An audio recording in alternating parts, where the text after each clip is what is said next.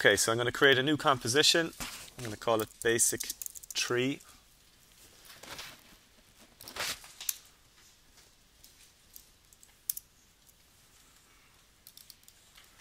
And I'm going to bring my basictree.ai in and zoom it up so that it's at a good size.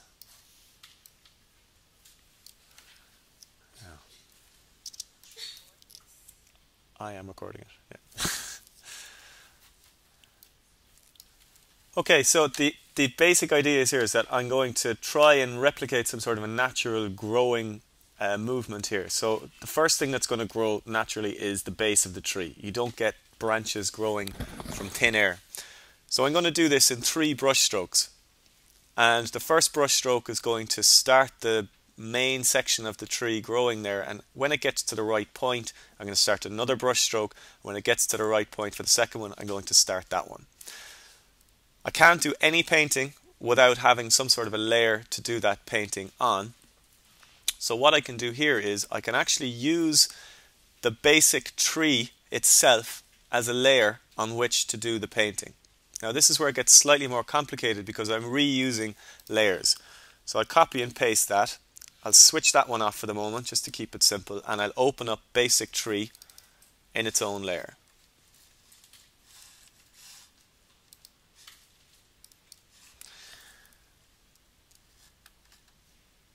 Now what I can do is zoom in here first of all and get the paintbrush, and now what I might actually do is just reposition.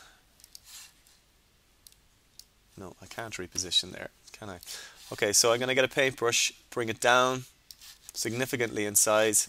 I'll zoom in so I can see it a little bit better.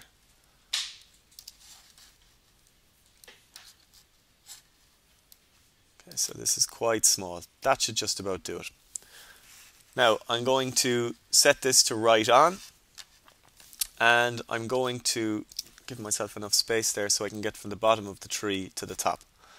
Now this is where you might need a few goes at it, okay, because you might miss it the first time, or you might go off the actual tree itself. And give myself enough space.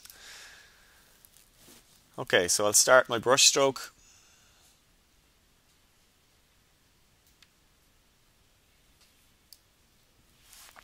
Appears to be gone. It's not. It just needs to start the animation from that point.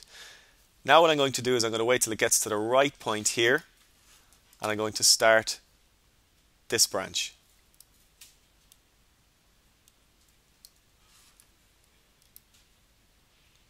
When it gets to that point, it's going to start drawing this branch.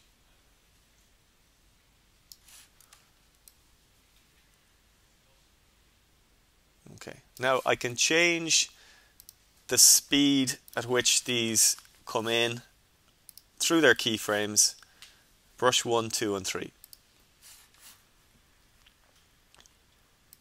Now this is where you might need a little bit more space.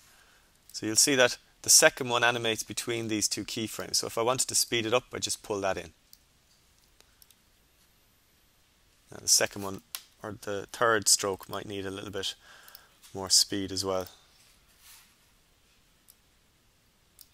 Okay.